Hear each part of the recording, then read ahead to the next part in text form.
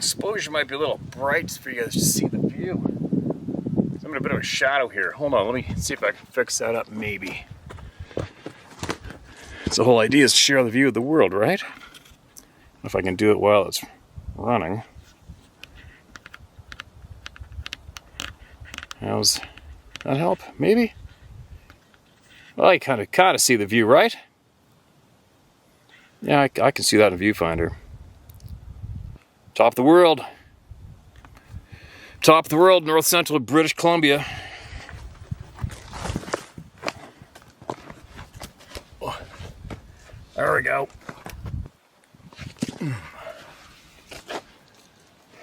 The view on the other side of this mountain is 10 times better than this one. It's the Rocky Mountains that way in a big lake, but the thermals are coming up off the top over there. Like, it sounds like you're in a jet engine. But anyway, not too much to report. Sarah and I have been working really hard. I'm really, really proud of her. I can't believe she's lasted this long. She's determined that we get our 2 elk. And she's excited. She's learning a lot. She's the one that wants to go. It's crazy. I was expecting her to want to fly home early. And she had the green light to do that. It would have been fine. It would have totally understood. And she's still here. Excuse me, we just had to take a day off, go to a meat cooler and drop my meat off. Our elk meat off to make sure it's perfect, which it is. And we're actually getting butchered right now to pick up on the way home. So that stress for me is gone in this hot weather, keeping it fresh. So I'm taking some time out to do this. I know there's a lot of new in the world, a lot of really crazy, depressing shit going on. I've somewhat been disconnected in a way because I've been absolutely focusing on what I love to do. And this is my chaotic time of the year to do it. I also love doing this though. So let's do some of this before I start babbling off about other things. Now, what's this? Mark, this is red. This is all recent. This is titled Wood Knocks. Good morning, Steve. My name is George Williams Sr. And yes, you can share my name. You've shared it before. Yes, I have. I think you and your son, haven't I? Loggers, I think.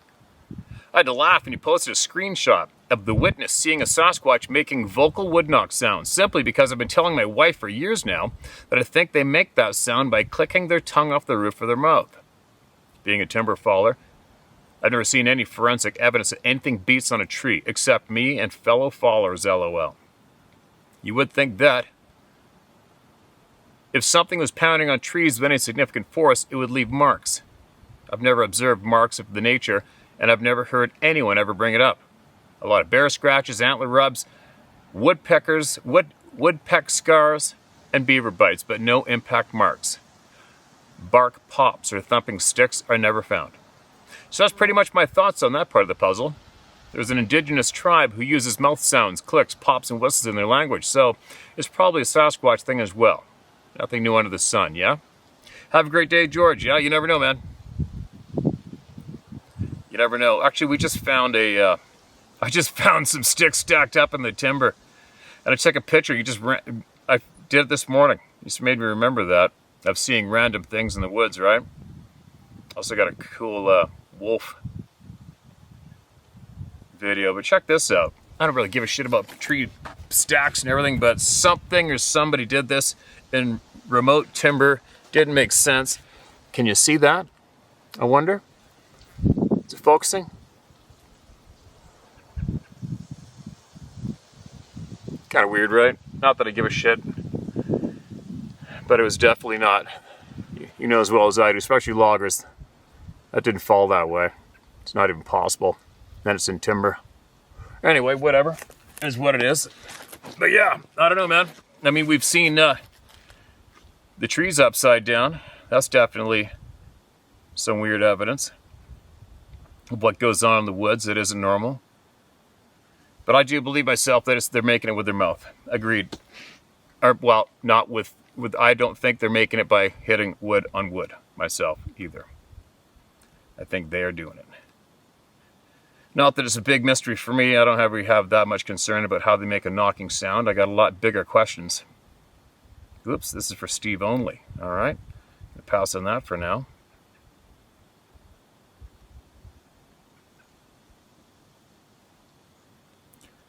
This email is titled Being Thinking. Good. I'm stoked to hear that people are thinking. Hi, Steve. Name is Robin. Yeah, you can use it. I'm thinking about your question about why dogs are so afraid they panic and pee themselves. Well, what if they have the incredible fear and dread put on them like we feel, them unable to understand why that feeling overcame them? That would make them terrified, I would imagine. Just a thought. Now my story. In 1977, I was 15. A friend Dave and I were in the graveyard looking for my father's grave. It was after midnight. While we searched the graves, we heard a loud howl, like the yells that were at your buddy's hunting cabin.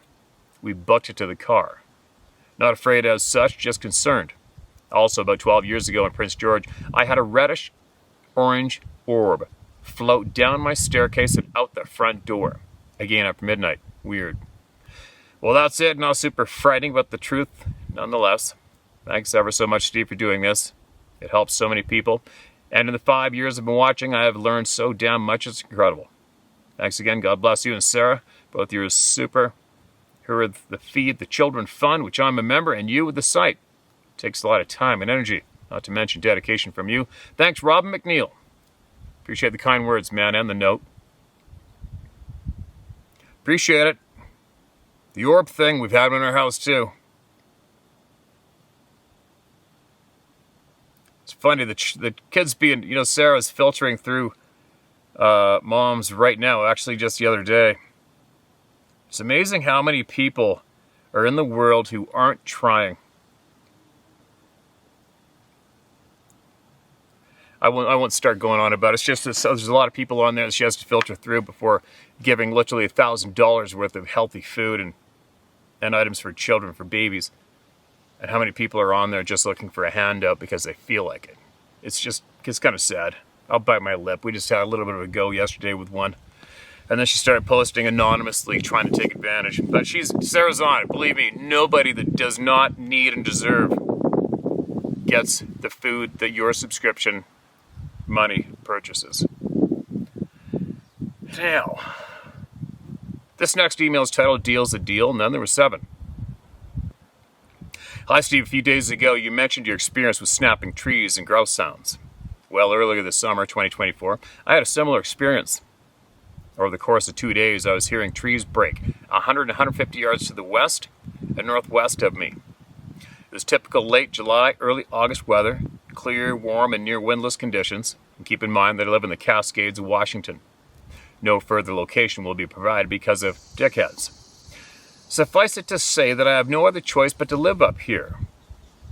After a total of 5 trees were broken, I decided to walk over the rise and see what the heck was going on. The side of the rise nearest me is moderately wooded with a fairly clear line of sight. The opposite side gives way to a clearing that is sparsely wooded but mostly open vegetation. I found this in this clearing, all 5 trees broken off cleanly, all pointing in the same direction, west. All the trees were broken at between roughly 4 to 6 feet from the ground. One tree, however, was missing its crown, which was laid in the middle of the old and blocked logging road 35 to 40 yards from the tree itself. I became a little nervous and headed to my camp. I stood on my side of the rise a couple of minutes trying to make sense of this, not knowing what to do. I spoke out loud and asked if it would be all right if I brought my phone to take pictures, only for myself. I said, if it's not okay, break another tree. If it's okay, I'll come the next day. I stood there facing the rise for maybe 5 minutes, then headed the 25 yards back to my camper. As I reached for the doorknob, another tree breaks, loudly and clear. The trees I seen were all 4 to 6 inch diameter. I've not as much as I want to, gone back over there. The way I see it, a deal is a deal. I do not want to be the one who proves man's words mean nothing. That's just who I am. An entire day goes by without any strangeness. Then, as I'm laying in bed the next evening, another tree breaks. This time, I'd guess 60 to 80 yards to the east. That made a total of 7 on windless, calm conditions. Over the last 2 years, and in large part most of my life, the experiences have been so numerous that it's difficult to keep track of them. You've read 5 or 6 of my experiences. This time I asked that only my first name be mentioned. All I can say about the woodsmen is this. When they are around, they are around. When they're not, they're not. I'm not looking to prove shit. I don't want to expose them. I prefer to not interact as much as possible. Oh, sorry. Yeah. But if you spend this much time in proximity to each other, there's going to be signs. Love what you're doing and appreciate your method broad. Appreciate the words, man. Appreciate it. Appreciate the email. There you go. They definitely make themselves known, especially where I am now. Quick note, I'll interrupt. So I had, on that note, a friend of mine that lives here, fan of the channel, Carmen, her man, was working. We just talked to her last night. I might go see them before we leave, and maybe I'll even get him if he wants to. He can share this experience on video with me before we go home. But anyways, the gist of it is they're up Williston Lake. It's a huge lake, remote, and he was doing grizzly bear protection. That's where they hire a hired gun in a blatant way of saying it. Easy way to describe. I got offered that one time to be taken in helicopter as guard on grizzly bears for crews working. And I think it was First Nations crews that were working, and he was the hired gun to make sure nobody got chewed on. And they had what he said was they had full-size trees being thrown at them. And they all left, terrified, and they will never and have never gone back there again. So anyways, I might go see him on that note. Maybe see if he wants to share that, or he's going to share it with me either way. But we'll see if he wants to do it in a video and see what else he knows. Next email, thoughts and a friend's story. Good day, Steve. I've been watching your channel for years now. I've believed in Sasquatch for years now, even though I have no experiences of my own. There are simply too many first-hand accounts to be dismissed. I wanted to write in with some thoughts. I know you don't accept these creatures or any kind of primate. I must say I disagree on that point, as we ourselves are primates. I recently watched an interview with Neil deGrasse Tyson, that guy's a douchebag, sorry, where he was discussing the differences between humans and chimpanzees as something along the line of one chromosome. Yeah, he's a dog person himself. I got no respect for that guy. His point was, as close as we are, there is a massive expanse between us. He asked the question, what would a being that small amount above us look like? Would we be able to even comprehend anything about it? And would it seem to have unimaginable capabilities? So you see, there's the possibility they're primates. Simply my opinion. As for the promised story, it's from a friend of mine. I'm sharing it because I don't believe he would. He only told me because I told him I was a believer already and would make fun of him. He and a friend were camping around the area of Orillia, Ontario. They'd gotten up early to go fishing. While out in a canoe some distance from their camp, they saw a figure he described as tall and all black at their campsite. He said he reached for a phone to take a photo, but when he got it up, it had gone. Once back on shore, he noted that a tree branch the being's head had been by was at least 8 feet high. That was his confirmation. They stayed for the rest of the trip without any other sign. Short story, I know, but I wasn't there, so the details are lacking. Thanks for sharing this. I hope the grammar makes sense and it wasn't hard to read. Keep up with the great work. All the best. Ryan. Right. Ryan, appreciate that, man. They'll be offended if I say that Neil, whatever his face is a douchebag, because he is. And on the primate thing, I think many of us, including me, I'm not the most academic type, thank God. But when I think of just a simple term as primate, I'm referring to a chimpanzee or gorilla. That's it for me, nothing else, no matter how close they are to us or not. These people, these Sasquatch people we've referred to as, they can do things that we have been raised to believe are impossible, and that's a fact. And just to put it in simple form, that makes them not anything near a monkey or gorilla. And also, probably 99% of the tens of thousands of eyewitnesses have all said it was a man. Not quite a human, but a man. It was more a man than anything, right? There you go. Neil deGrasse Tyson, he's got absolute nowhere. No space at all in my mind or my time of life. None. Now, moving along. Here's some pictures, the title of this email. Dear Steve, thank you for bringing us all together. One of them looks like the Sasquatch that used to look in my bedroom so many times. The picture in the window, it blew my mind that someone had made this picture, looking very similar. I sent in my encounters already. In light of what was going on in the world, one of my encounter stories came from a friend in Colorado. It told me that she had a telepathic experience through a window, where the Sasquatch told her that they were here to warn us of our extinction. I remember you commenting on that. What do you mean extinct? Now it all makes sense. My encounter started at a very young age, 1962-ish. I was 3 and then continued sporadically. One was when a cabin I was in was attacked. Just to give you reference to my encounters, the last time I saw one was August 2019. I sent you a bunch of pictures of a bunch of bones in the woods and a Sasquatch only 10 feet from me, and the others were about 20 feet away. It's funny when you listen to everybody's stories, the things that you remember.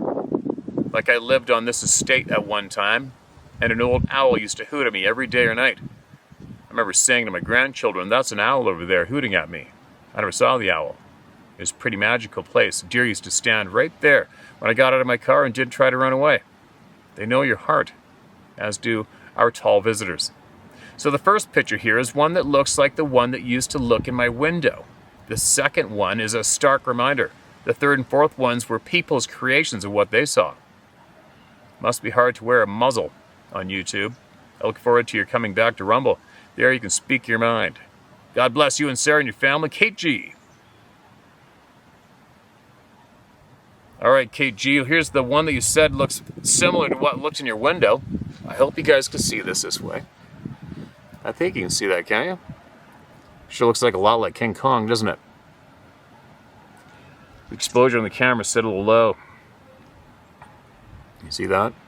Oh man, it looks dark. This isn't gonna work. Hopefully I remember to download these, guys. I'll do that way. Oh. I'll do it that way.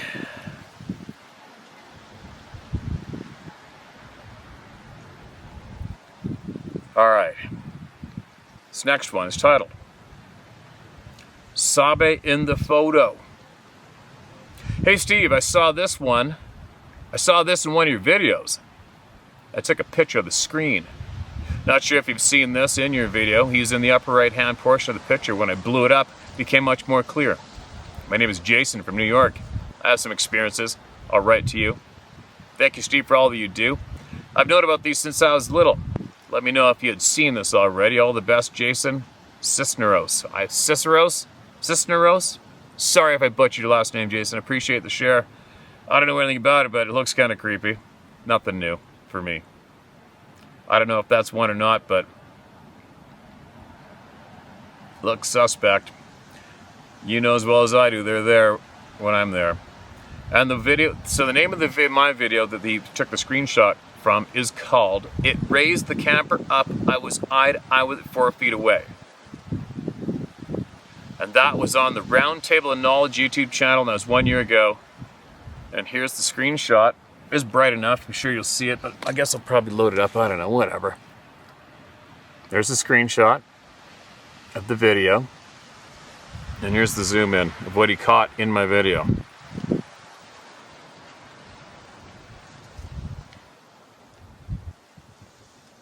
I don't know. Who knows? One thing for sure.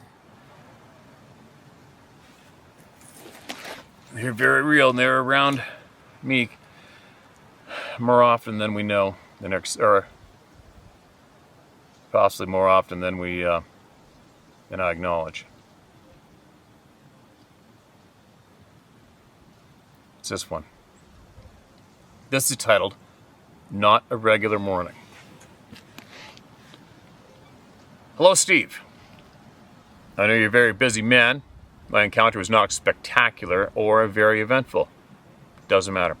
Everyone feels like they need to give you 5 decades of living, hunting, and what a bear fart smells like to verify their experiences as an outdoorsman. I was born and raised Glacier National Park area, Montana. I know your backwoods. That was my backyard. You know it.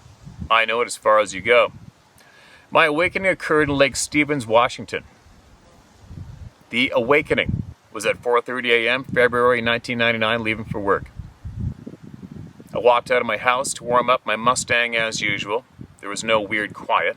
The frogs were going in the swamp around the house. There was no stink. The only notable thing was my feral cat didn't meet me on the porch, as she had done for years. She was a hunter, so I just let it go. I'll see her later. Sometimes hunters are gone a bit. Thought nothing of it. I stood outside my car watching around as it warmed up. Nothing abnormal. The idle kicked down, and I got in and proceeded to pull out of the driveway. I came around the corner of the swamp/wetlands, and he stepped out in front of my car. Time freezes. Sound, air, time, / everything just explodes. I'm watching. An 8.5 to 9.5 foot Bigfoot step out of the swamp in front of my car. It walked up the driveway and crossed over into high-cut trees under the power lines. I remember everything about his looks and just how huge he was. I floored the pedal in the car just because I didn't want him to rip the front of my car off. The height wasn't the scary part.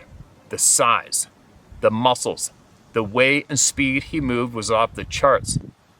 His head wasn't coned. It was more rounded like a man's, but with no neck.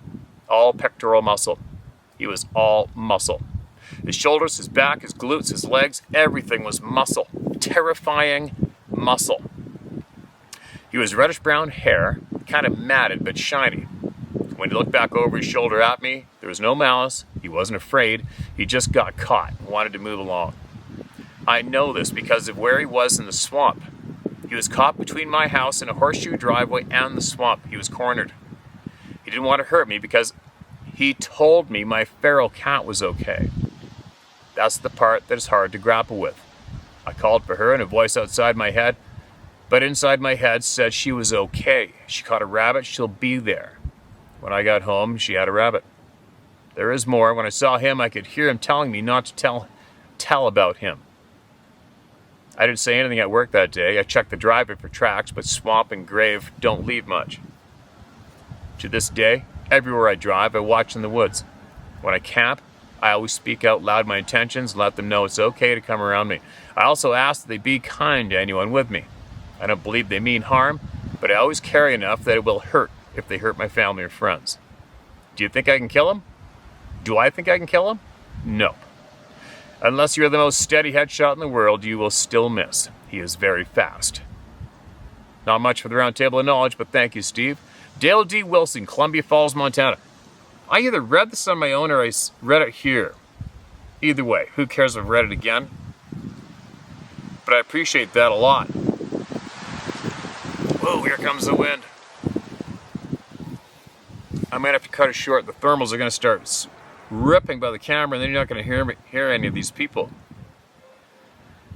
Shit. What do we got? One more. More mind speak, right? More mind speak. Another person comes forward. That's the important part. Doesn't matter if you think it's exciting or not. It doesn't matter. We need to hear from everyone. Everyone. Possible puzzle piece to tell us email. Steve, thank you for caring enough about us to share your thoughts and feelings. God bless you and your family too. Appreciate the kind words. My name is Wade Meadows, and I wrote to you about a year ago about the pineal gland. My puzzle, like yours, has changed quite a bit after the knowledge shared, but here are a couple of my thoughts. The Bible mentions the Watchers, and with all the stories shared from the military and the nuclear facilities, maybe that's why these people show up there? Checking progress and evaluating future threats to the planet. Maybe. Makes sense to me. I believe we all have the ability to project our thoughts, just that native cultures, bloodlines, and those who spend time in the real world are still more in tune. Agreed. Examples. Oh, a blast of thermal there.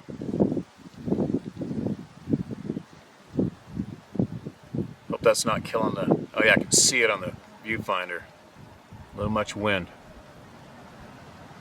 Examples, if we stare at a game animal with intent or even a person, they will respond and look at you and move.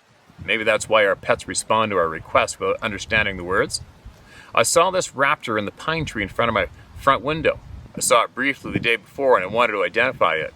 My view did not show its legs, and I actually said I wished I could see your legs. And immediately it stuck one leg out and clenched the foot and then put it back in. I laughed and asked my and I asked my wife to come look. Typo. Next, I wanted a better view on the chest and beak, and it flew to a spot on my fence and faced me. Things like this happen with my dogs and others too. Their brain and sixth sense and skills to improve the practice and focus. Thank you, Wade. There you go, Wade. Appreciate it, man. Could have been coincidence or not. We'll never know until they speak clear, fluent English to us, right? There's a lot of stuff we'll never know for certain unless some kind of wildlife all of a sudden speaks fluent English to us. Anyway, that's enough email shares for right now. I'm gonna get going. Sarah's over this rock, locked in the truck, having a snooze. We are pretty beat up, really tired. We ran ourselves into the ground. But it's paying off. She's seeing a lot, learning a lot. It's really exciting. And being in this real world right here is so healthy for your mind, body, and soul. I tell you what, every one of you. If you could just disconnect with the horse shit that we've been herded into and reconnect with where you're supposed to be, which is right here in the real world, you'll do so much better. I've been trying to stay away from all the negative shit going on, all the people I know that are truth sharers, because it can get a little overwhelming, and it also makes you realize how much out of control we are, and you almost to the point, you just got to watch and shake your head and let it take its course. But I don't know. A lot of real bad things have been going on with us as a society, as a species. I think a lot of real bad's yet to come. And I'll leave it at that. I could talk on that topic quite a bit, but I'll bite my lip. I'm out here where I am truly, I live about as close to being a free human being as possible when I live like this. I love it. Look at it. Look at all that land out there. It goes forever. Goes forever. But you better get a tiny home, right? Anyway. What am I going to do now? Well, I'm going to take Sarah into town. I'm going to get a few more provisions. And then we actually went into town, another town over, and dropped off our meat to a butcher shop.